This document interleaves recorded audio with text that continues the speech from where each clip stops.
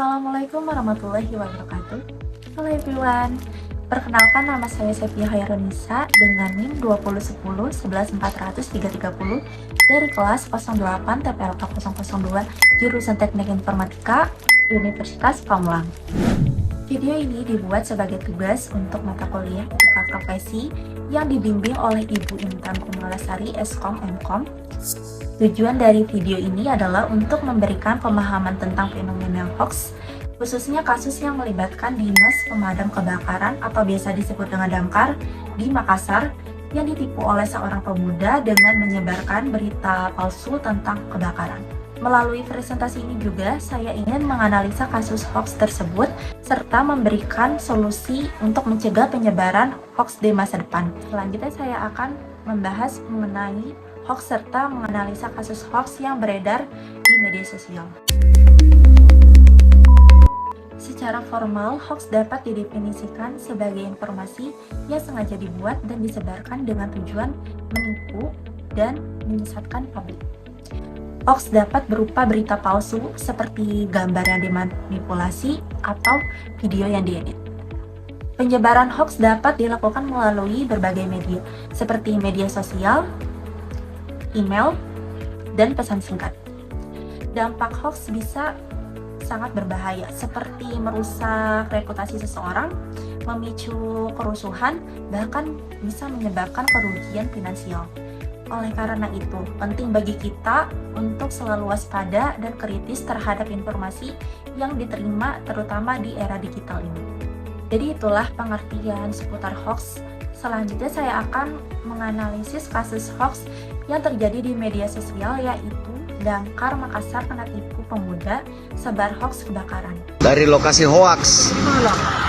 Pokoknya ini terakhir kau lakukan. Usai mendapatkan laporan kebakaran di salah satu wilayah di Kota Makassar, petugas pemadam kebakaran langsung mengerahkan armadanya ke lokasi.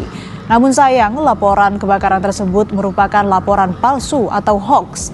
Polisi menangkap pembuat laporan kebakaran palsu setelah identitasnya diketahui. Selanjutnya, pelaku ini dibawa ke Mako Damkar dan didampingi oleh sang orang tua untuk mempertanggungjawabkan perbuatannya. Saya atas nama Muhammad Nur Hidayat alias Yayat mau ingin meminta maaf kepada seluruh satu Kota Makassar, dan saya meminta maaf dan saya telah melakukan membuat berita hoax yang tadi malam bahwasanya yang kebakaran di Kelurahan Macini Sombal, Kecamatan Tamalate, dan saya akan ingin meminta maaf kepada seluruh warga masyarakat. Pelaku dalam kasus ini adalah seorang pemuda berinisial MN berusia 27 tahun yang berdomisili di Makassar, Sulawesi Selatan. Objek kasus ini adalah laporan palsu atau hoax mengenai kejadian kebakaran yang dilaporkan oleh MN kepada petugas Damkar Makassar. Dalam analisa kasus ini terjadi pada malam tanggal 28 April 2024, pemuda MN membuat laporan palsu mengenai kebakaran di Jalan Manunggal 22, Macini Sombala, Makassar. Petugas Damkar Makassar segera merespon laporan tersebut dan menuju lokasi sekitar pukul 21 waktu Indonesia bagian tengah. Namun sesampainya di lokasi tidak ditemukan adanya kebakaran. Pelaku mengaku bahwa ia hanya iseng dan meminta maaf atas ulahnya. Dalam surat pernyataan, pelaku berjanji untuk tidak mengulangi perbuatannya dan siap menerima sanksi berupa isolasi di Rumah Sakit Dadi Makassar. Penanganan hukum yang terjadi pada kasus tersebut yaitu pihak berwenang, dalam hal ini Damkar Makassar, menerima permintaan maaf dari pelaku, namun tetap mencatat insiden ini sebagai pelanggaran serius. Pelaku diberi sanksi berupa isolasi di Rumah Sakit Dadi Makassar sebagai bentuk penanggulangan dan pencegahan agar kejadian serupa tidak terulang. Ada 4 solusi untuk pencegahan hoax. Yang pertama, selalu periksa sumber informasi sebelum dibagikan. Yang kedua, pastikan informasi yang diterima valid dan terpercaya. Yang ketiga, gunakan akal sehat untuk menganalisis informasi. Dan yang terakhir, laporkan hoax kepada pihak yang berwenang.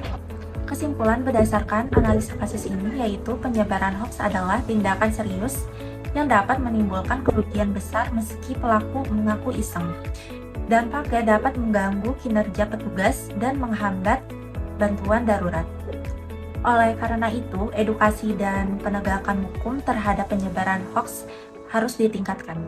Kerjasama dari semua pihak sangat diperlukan untuk mencegah dan menangani hoaks secara efektif.